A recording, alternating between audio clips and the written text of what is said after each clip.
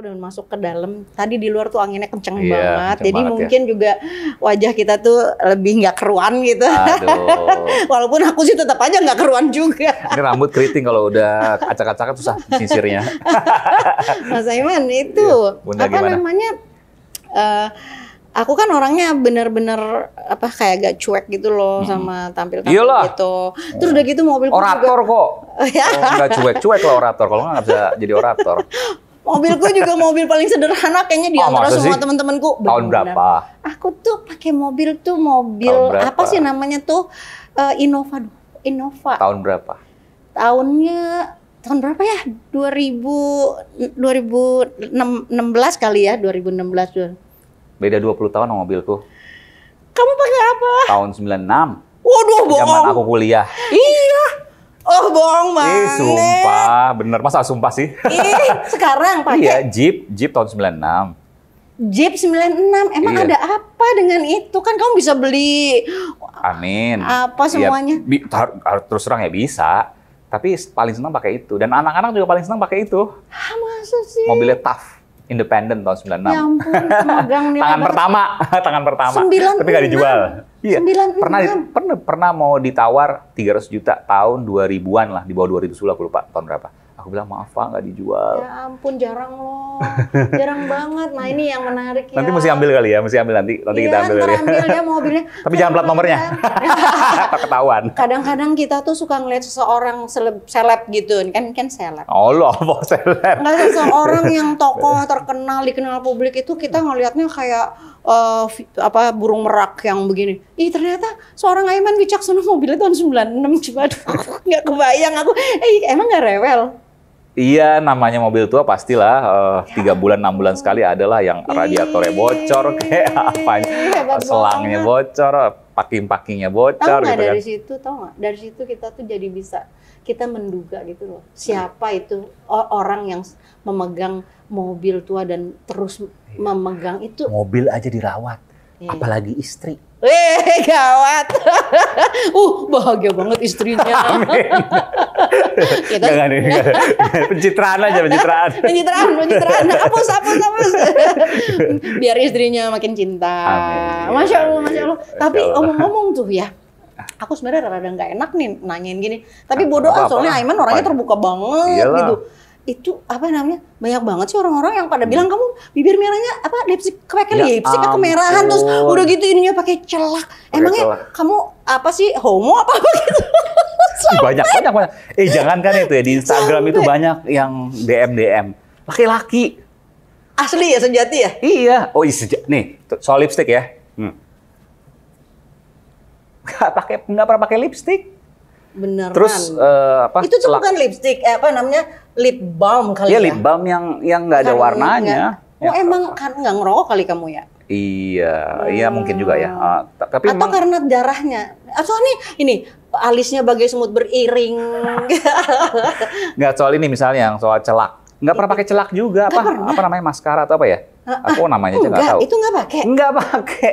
Oh. Jadi memang kan bawa mata hitam nih. Soalnya banyak dong cowok-cowok, maksudnya bapak-bapak yang punya istri, tapi juga sebenarnya maksudnya kayak doubling gitu loh, double. Dia suka laki, suka perempuan juga. Aduh, jangan dong, nggak boleh itu. Tapi gini, Nggak saya mau sampaikan. Kalau saya pribadi ya, itu saya harus sampaikan seperti itu. Ya tentu itu menjadi hak yang lain. Iya, haknya Tapi saya aja ya. gitu ya. Mungkin karena apa namanya, mata saya dan sebagainya. Mungkin karena ibu saya ada keturunan dari Mesir. Bapak saya orang Jogja asli. Jadi mungkin ya ada apa namanya? Makanya baru matanya lentik sekali.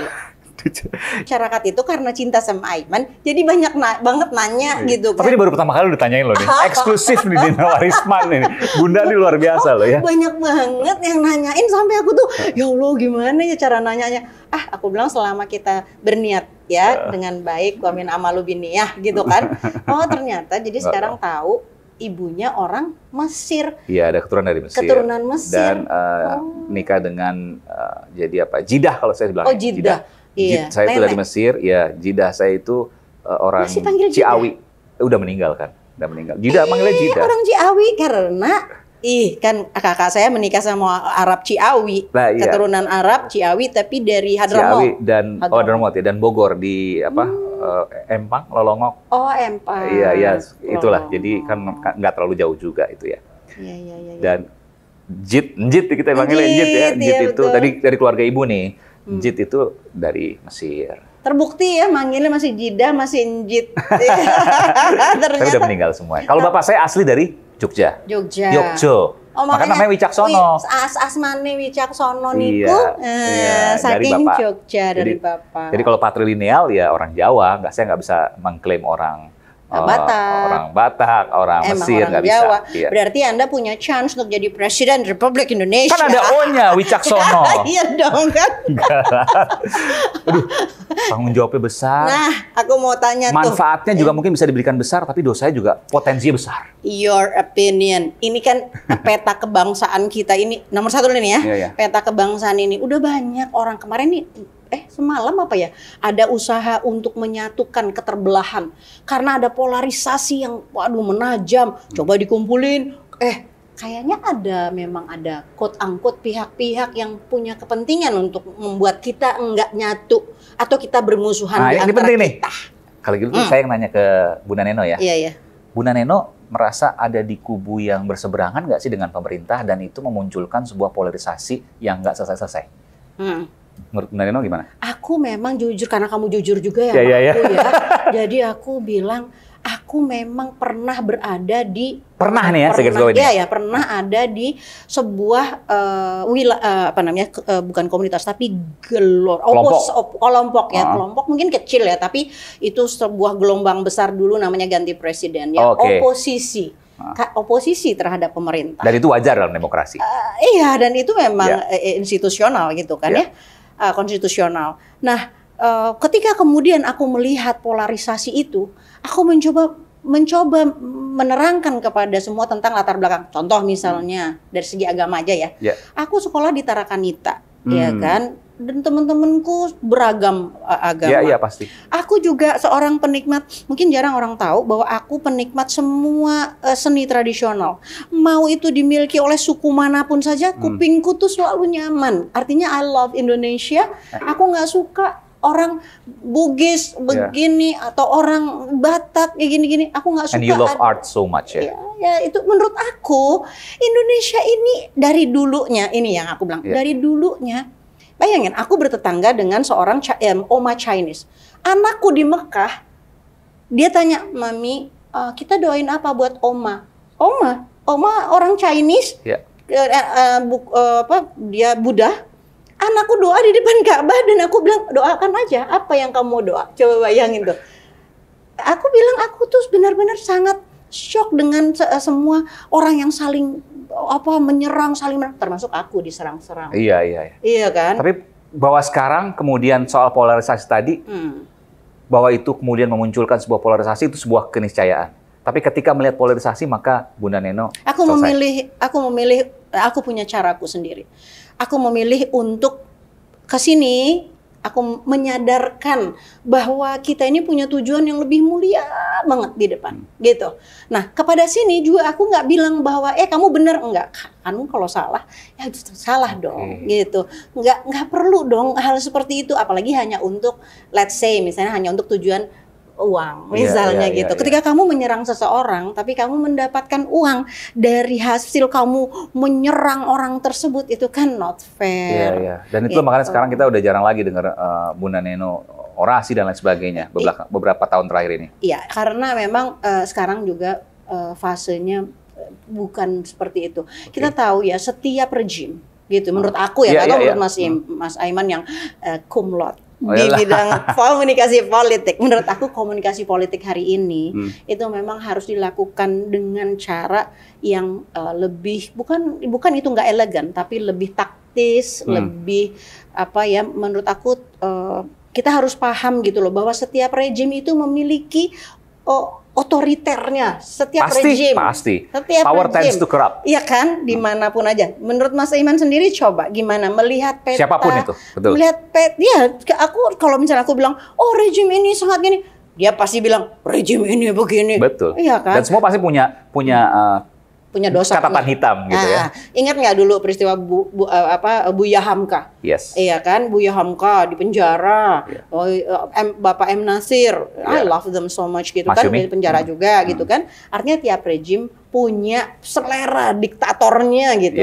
Walaupun kita nggak bisa menerima kalau ada kriminalisasi terhadap misalnya kriminalisasi orang-orang yang harusnya nggak dikriminalin gitu. Tapi kan nggak usah khawatir dengan itu karena nurani selalu punya mata hati sendiri. Nurani publik punya mata hati sendiri. Jadi mereka tahu siapa yang benar, siapa yang salah, dan mereka tahu seharusnya seperti apa. Dan itu yang harus dijaga. Kewarasan itu yang harus dijaga di Indonesia. Bukan soal berbeda pendapat dan lain sebagainya. Bukan, gitu. Tapi bahwa kita punya nurani dan nurani itu harus dijaga. Saya ambil contoh misalnya kasus Sambo, itu nggak akan selesai atau nggak akan terbongkar kalau publik tidak punya nurani. Tapi terbongkar karena nurani publik, desakan dari publik, kejanggalan yang nggak masuk dengan logika publik, itulah nurani publik. Ada rasa dan logika yang kemudian dituangkan, apalagi sekarang zamannya media sosial, dalam media sosial dan lain sebagainya. Termasuk juga para aktivis-aktivis, ada IPW waktu itu, Indonesia Police Watch, ada CISREC, ada macam-macam, ada aktivis-aktivis kita yang kemudian juga menyuarakan hal itu, menjadi semangat bagi negeri ini untuk kembali ke relnya yang benar. Jadi nurani publik, kata itu bagus banget. Yes. Nurani publik. Dan jangan pernah mati untuk Indonesia, karena itulah yang menjaga kita, dalam tanda kutip ya, untuk kita bicara dunia nih ya, yang menjaga semangat kita untuk tetap bisa mengingatkan di tengah keberagaman kan gitu.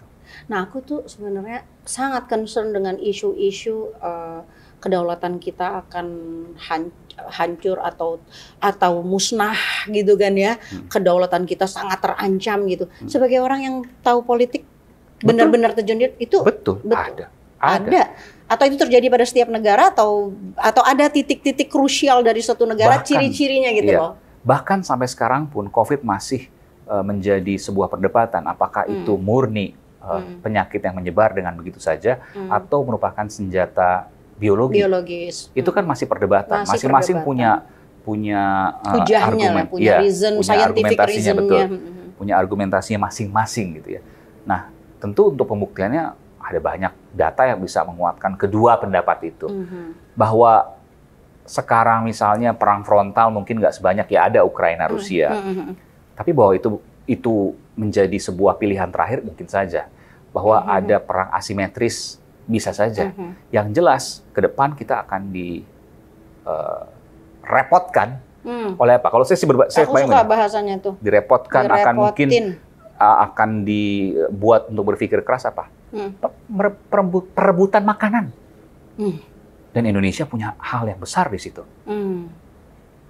Dengan bertambahnya, ini pemahaman saya mungkin masih rendah ya, tapi saya membaca beberapa buku. Bagaimana? Saya suka membaca buku prediksi-prediksi ke depan. Dengan bertambahnya penduduk, ya, lahan semakin sempit, ya, lahan pertanian. Akhirnya mendesak lahan pertanian juga semakin sempit, makanan semakin jarang. Kebayang nggak kalau dan semakin buruk?